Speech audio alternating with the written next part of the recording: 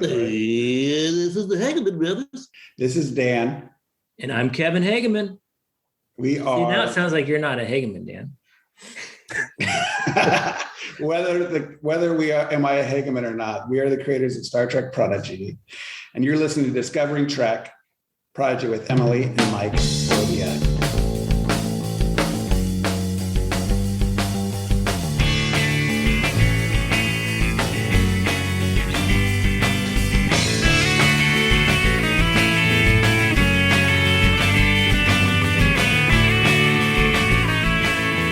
For joining us on Discovering Trek, the Star Trek Universe companion presented by Fansets.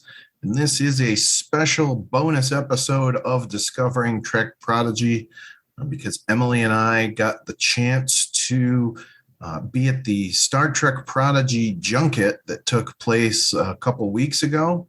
And even though it was a very short time, 4 minutes each, we got to talk again with Kate Mulgrew, and we got to talk, or at least ask a single question each, of Brett Gray, the voice behind Al, and Ella Purnell, the voice behind Gwyn.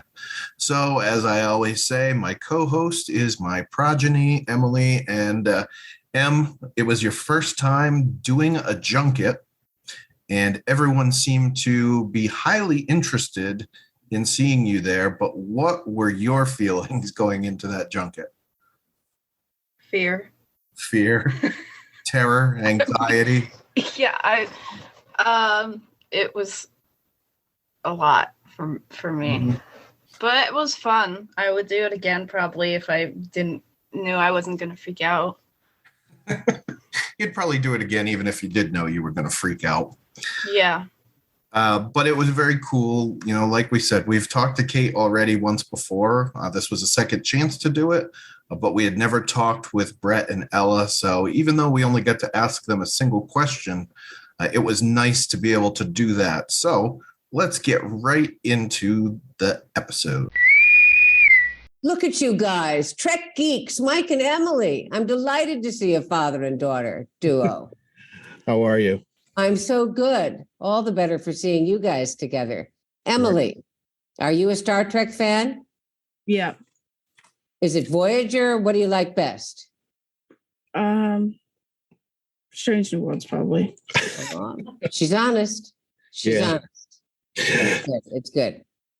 So we've seen at the last couple of conventions, we've seen a lot of young people in line to meet you. Is it fulfilling to you that you're now becoming an inspiration to a whole new generation of kids? No, it's beyond fulfilling. It's thrilling. I mean, this is exactly the right demographic for Star Trek. I mean, young children really absorb this. They love it.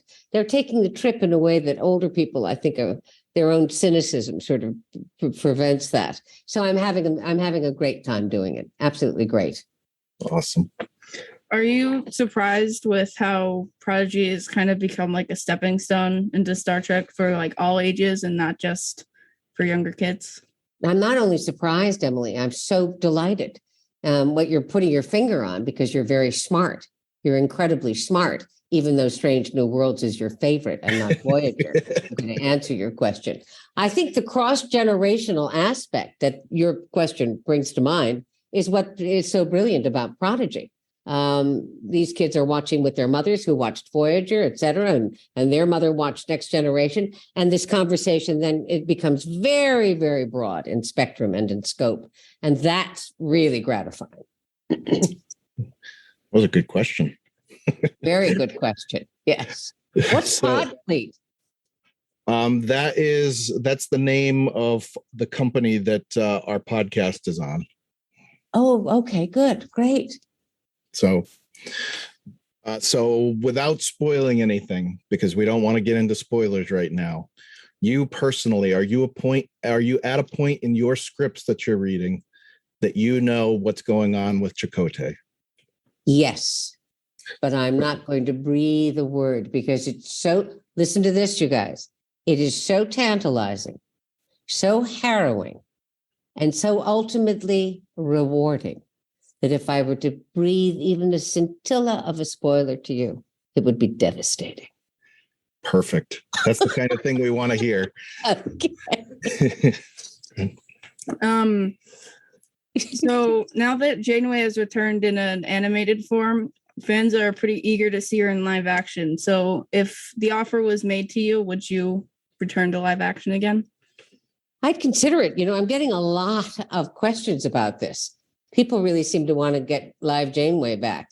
And therefore, I would consider it if I could have the same level of excellence that I'm enjoying on Prodigy and that I enjoyed on Voyager. But it would have to be absolutely excellent. Don't you agree, Emilie? Yes. What's the point of doing anything if it's not great, right? Mm.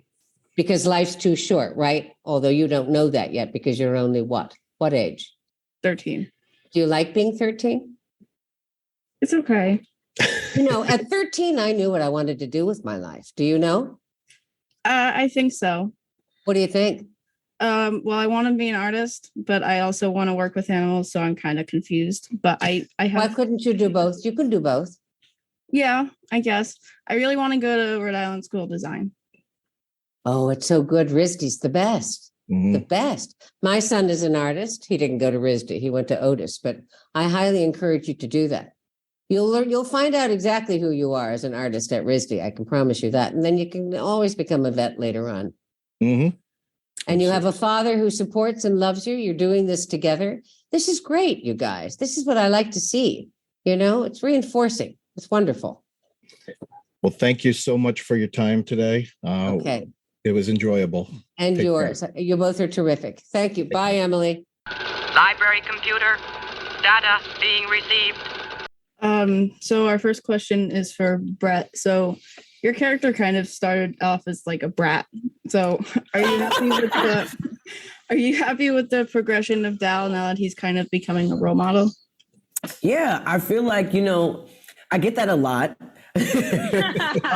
Just in his real life. Just seriously. No, but I think, it's hard because, taking people's past and their stories into account is really hard and difficult, I think, sometimes to do. And Dal is so boisterous and so sort of cocky that he can sort of turn people off from empathizing with him at first. The truth is, he's been trapped on a child labor planet for most of his adolescent life and forced to not communicate with anyone around him, and which I think, is like breeding ground for insecurity and just projection of self onto other people. And so it's been really like incredible to watch Dal learn those real lessons of sort of like taking himself out of the picture and learning to be a leader and learning what it actually means to care about someone. And, he hasn't had a lot of people in his life who have genuinely cared about him. He found out that the people he thought cared about him actually sold him to the child labor planet. So, sometimes it can be really hard for someone to exercise love if they haven't received it.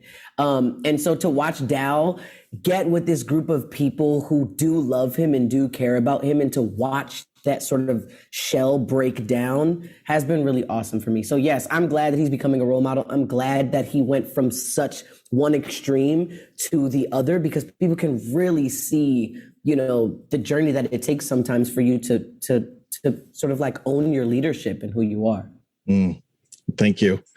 So Ella, do you think that Gwyn is inspiring kids right now that don't have a great relationship with their parents to build up strong friendships and continue to reach out for success? Yes, and that was so lovely. And that's exactly what I love about it, and what I hope some people take away from the character is how to forge your own identity away from what you came from. Your family does not define you. Where you come from does not define you, and your past does not define you. Gwyn's done some bad things under the guise of, under the thumb of her father and what she thought she was, and she believed a lie her whole life, and she also grew up in Tarsal Mora. They come from different sides, but they have similar experiences, and I think being able to flourish as your own person amongst your chosen family and learn how to love when you realize that your definition and version of love is actually really corrupt and toxic and not right and bad. I think it's a really hard thing that even adults struggle with. So if we can get in there when they're young, then maybe they'll heal. Yeah. That makes sense. Absolutely. Well, believe it or not, our 4 minutes is up. So we thank you both for your time. Thank you. Thank you so Take much. care. Thank you.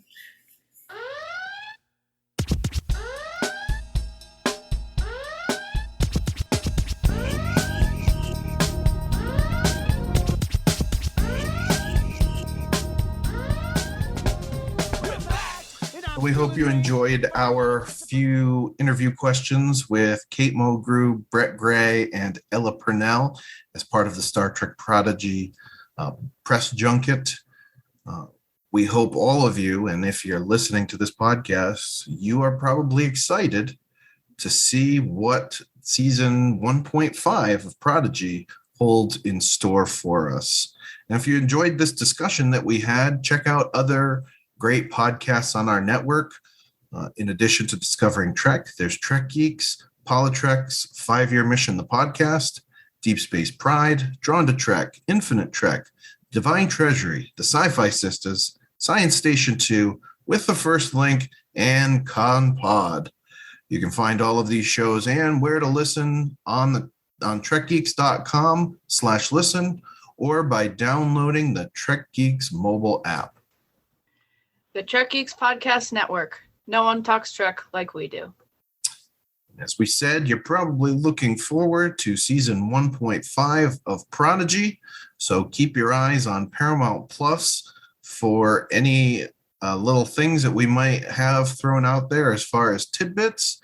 But we know that the first episode will be Thursday, October 27th. So mark your calendars. Until then, never stop discovering. Music for Discovering Trek is provided by 5-Year Mission. They're writing an original song for each episode of Star Trek.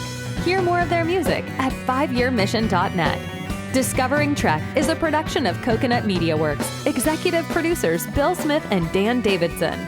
For more great Star Trek discussion, discover the other shows of the Trek Geeks Podcast Network at trekgeeks.com or find us in Apple Podcasts, Spotify, or your favorite podcast app.